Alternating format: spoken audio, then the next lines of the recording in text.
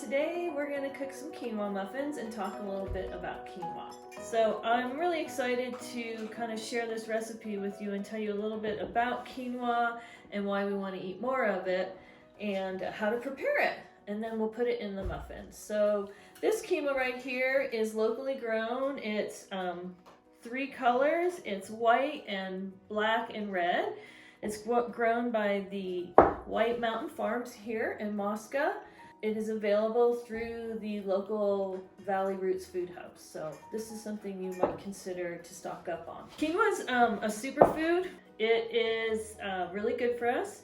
It's very high in protein and it is also high in fiber.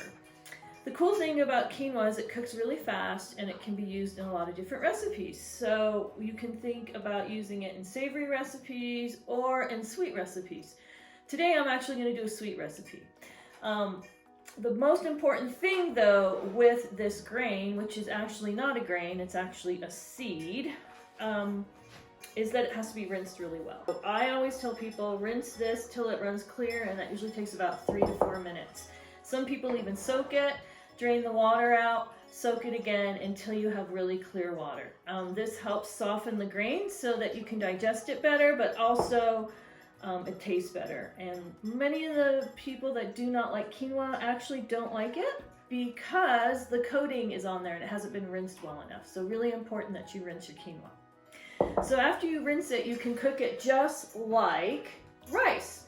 1 cup to 2 cups water, but I recommend that it's 1 cup to 1 3/4 cup water in the pan.